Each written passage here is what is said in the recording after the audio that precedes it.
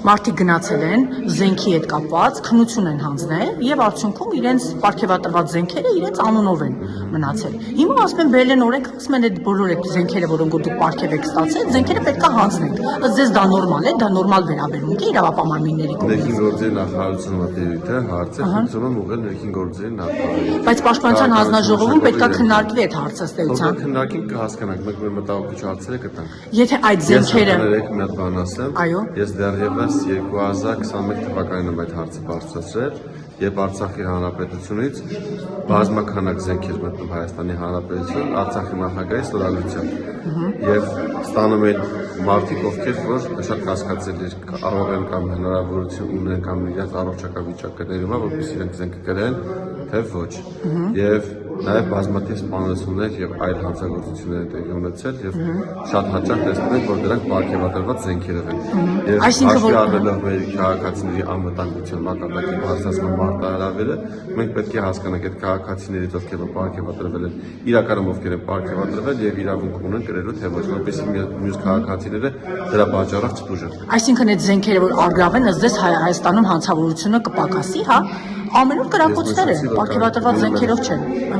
Նաև պարգևատրվածով եւ ոչ պարգևատրվածով պետք է ներքին գործերի նախարարությունը կատարի պայքար մղի, որպեսզի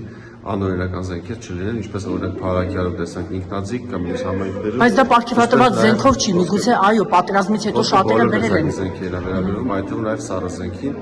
եւ տեսնում ենք երիտասարդներ շատ հաճախ դանդաղահարվում են, մահանում են կամ ծանր վիրավորվում են, մարմնական վնասվածքներ են ստանում,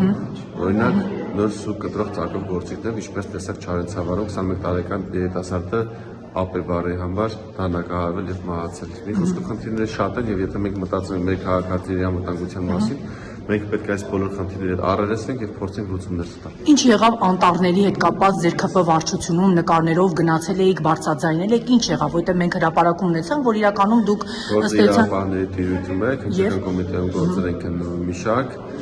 քանի որ գործերը քննման փուլում են, ինձ այլ ավելի մանրամասն տեղեկատվություն չի տրամադրվել, հուսով եմ դուք լրացիք դեպքից հետո ձեզ վախեցրել են ինչ-որ բան է եղել, պարոն Սարգսյան, դուք բարձրաձայնեցիք ու հետո անվտանգության հարց առաջացավ, որ պարոն Սարգսյանը անվտանգություն է խնդրում։ Նման բան չկա, ինձ չեն վախեցրել, չի կարող նման բան լինել։ Բայց ինչու եք անվտանգություն գործերը հիմա գտնվում են քննչական կոմիտեի վարույթում, թող վարույթը սահմանված կարգով գնա եւ կտեսնենք ինչու եք անվտանգություն ուզում, ումից եք, ինչից եք վախենում։ Հրապարակում էր եղել մամուլում, որ Հայկ Սարգսյանը գողական հրապարակն է գրել, թող հրապարակի անվտանգություն թող ասի ով է իրան նման տեղեկատվություն հայտնել, որ հասկանանք ինչի մասին է։ Դուք ասում եք չկա, չեք դիմել, հանցոր։ Հրապարակի գրած նյութը սխալ նյութը ես չեմ ցանկանում եկնաբանել։ Պարոն Սարգսյան, մի հատ էլ կասեք, ինչ վերաբերմունք ունեք Անդրանիկ Քոչարյանի հետ կապված ձեր գործընկերոջ էթիկայի հանձնաժողով է ստեղծվել, որպեսզի քննվի իր վարքը, ձեր դիրքորոշումը որն է։ Ինչու լրագրողների նկատմամբ բռնություն եք իրարվում լրագրողների։ Ոչ, Օչակում մեզի հունիսի 12-ին քրեական դա Անդրանիկ Քոչարյանի հետ կապ չունի, բայց փաստացի ազգային ժողովի աշխատակազմը այնպես արեց լրագրողներին։ Հա, հիմա Անդրանիկ Քոչարյանը լրագրողներին վիրավորում է, էթիկայի հանձնաժողով է ձևավորում, դուք գնահատական չունեք այս իրավիճակին։ Ես չեմ տեսել, որ պարոն Քոչարյանը վիրավորել է։ Տեսանյութ կա, պարոն Սարգսյան։ Տեսանյութում ակնհայտ երևում է ինչ է անում Անդրանիկ Քոչարյանը լրագրողի, ինչ լրագրողը մոտենում է, որ պետք է հարց տա եւ վկաներ կան ընդհանուր նաեւ լրագրողներ, որոնք հստակ երևում է, թե լրագրողը ուզում է հարց տա, ասում է բերանդ մաքրի։ Եվ ասում հրապարակումը տեսել եմ։ Այո։ Շատ հարգում եմ բոլոր լրագրողներին եւ նաեւ Տիկին Գեբեջյանին։ Ցավում եմ, որ ինքը շատ նեղվել է եւ այդ միջադեպի պատճառով նաեւ այդ process-ներն են մեկնարկել, բայց մի բան կարող եմ ասել, որ պարոն Քոչարյանը, ինչպես ինքն է ասում, նա կրկնել է նույն բառերը, որ ամիսներ առաջ արել է այլ անց նույն Տիկին Գեբեջյանը եւ Տիկին Գեբեջյանը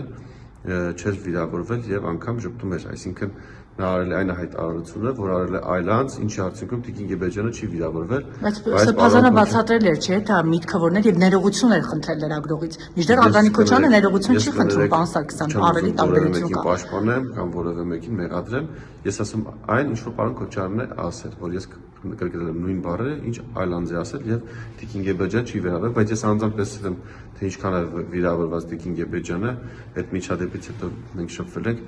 Ես շատ ցավում եմ, որ ինքը նման կերպ վիրավորվել ու վատ է զգացել ու կցանկանա, որպեսզի այդ միջադեպը չլիներ,